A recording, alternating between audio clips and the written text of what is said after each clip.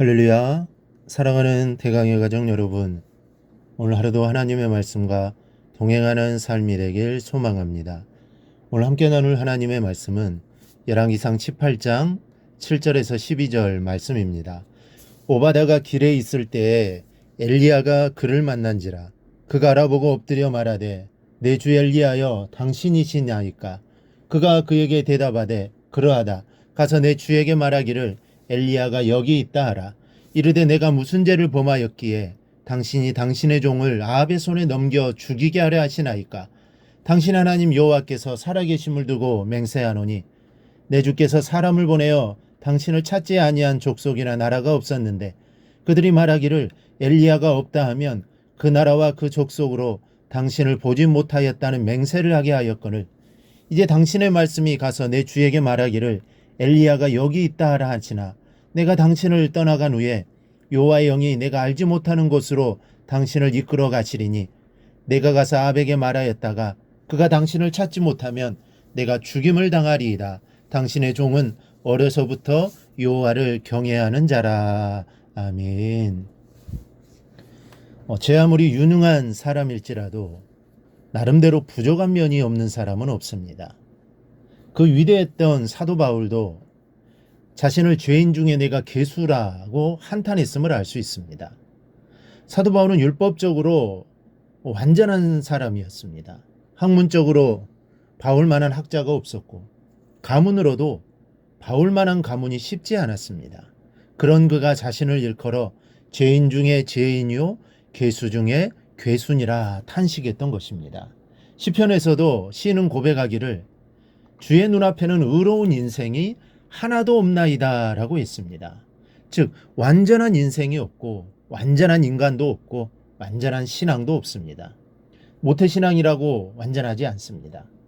성령 충만을 입고 기적을 체험했어도 어쩔 수 없이 죄인임을 고백하지 않을 수 없는 것이 우리들입니다. 우리는 천국을 소망하며 사는 신앙인입니다. 하지만 죽음에 대한 두려움도 있습니다. 이것이 바로 연약한 우리의 인생입니다. 오늘 우리는 매우 훌륭한 신앙인이었음에도 불구하고 죽음의 두려움에 휩싸여 떨고 있는 오바다라는 인물을 보게 됩니다. 먼저 그는 여호와를 크게 경외하는 자라고 했습니다. 3절에 오바다는 여호와를 지극히 경외하는 자라 했습니다. 성경이 이 사람을 이렇게 칭찬해 주는 것을 볼 때 그의 신앙이 얼마나 돈독하였는가를 짐작할 수 있습니다. 그러나 그도 역시 인간의 연약함이 많았던 사람입니다. 요나서를 보면 성경은 요나를 이렇게 말합니다. 나는 히브리 사람이요 바다와 육지를 지으신 하늘의 하나님 여호와를 경외하는 자로다.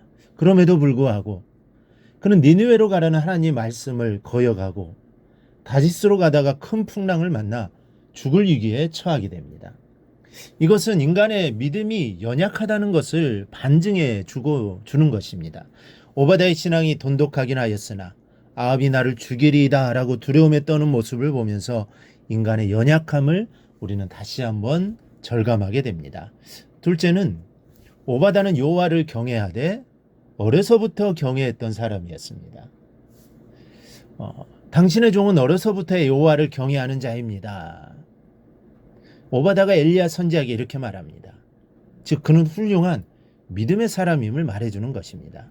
우리 주변에는 이 모태로부터 신앙을 이어온 성도님들이 많이 계실 줄 압니다. 그러나 모태신앙이라고 모두 좋은 믿음을 소유했다라고 보기는 또 어렵습니다. 나중된 자가 처음 될 수 있기 때문입니다. 오히려 모태신앙이 신앙에 물에 물 탄 듯 술에 술 탄 듯 밍밍한 신앙일 때가 있을 수 있습니다. 하지만 오바다처럼 또 어려서부터 주님을 잘 섬겨온 분들도 있습니다. 그의 믿음은 참으로 훌륭한 믿음이 아닐 수 없었습니다. 하지만 제 아무리 훌륭한 믿음일지라도 흔들리고 넘어질 때가 있다는 사실을 우린 잊어서는 안 됩니다. 오바다는 크게 여호와를 경외했던 사람이요 그것도 어려서부터 여호와를 경외했던 사람이었지만 그는 엘리야가 나타났다는 소식을 아합에게 전하라라는 엘리야의 말에 순종의 뜻을 비추지 않았습니다.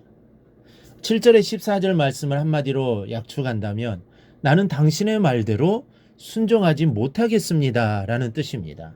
왜냐하면 그 말을 했다가는 내 목이 나만하지 못할 것이기 때문이라는 것입니다. 바로 여기에 우리 인간의 연약함이 있습니다. 오바댜조차도 생사의 기로에 놓여 있는 위험한 일이 닥쳐올 때는 두려움에 떨었습니다.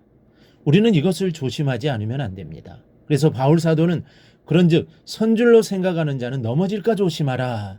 오늘 우리는 이 말씀을 마음에 새겨야 합니다. 하지만 그는 믿음을 과감하게 행동으로 실천했던 또 사람이었습니다. 오바댜는 아합의 국내 대신으로서 권력과 힘이 있었던 사람입니다. 당시 아합의 아내 이세벨이 여호와를 핍박하였고 선지자들을 마구 잡아 죽이는 학살을 감행하고 있었습니다. 이때 오바댜는 어렸을 때부터 여호와를 경외하였던 사람인지라 선지자 100명을 몰래 숨겨놓고 떡과 물로 먹여 살렸습니다. 이 당시는 만 3년 6개월 동안 극심한 가뭄으로 인해 먹을 물과 양식이 없었습니다. 그러나 100명의 선지자는 국리 대신 있던 오바댜의 도움으로 떡과 물을 제공받았습니다. 특히 숨어있던 선지자들은 동굴 속에서 하나님과의 깊은 영적 교제를 나누었을 것입니다. 사랑하는 여러분, 고난이 겹다고 낙심하지 마십시오. 엘리야가 협곡에 숨어 있을 때 까마귀를 통해 떡과 고기를 먹이신 하나님이 여러분과 함께하고 계십니다. 이세벨에게 쫓겨 생명의 위협을 받던 100명의 선지자들에게 오바댜를 통해 도우신 하나님께서는 우리 주 예수 그리스도를 통해 여러분의 인생을 돌봐주실 줄 믿습니다. 우린 이러한 믿음의 확신을 가지고 살아야 합니다. 믿음은 하나님 말씀에 대한 확신입니다. 이루어 주실 줄 믿고 함께 하실 줄 믿고 나아가는 것입니다. 오늘 오바댜도 엘리야 선지자의 말을 듣고 하나님의 약속을 받고 엘리야 선지자의 말대로 행하게 됩니다. 말씀에 대한 확신이 있다면 두려울 것이 없습니다. 오바댜도 아합이 자신을 죽인다 해도 하겠다는 이제 것입니다.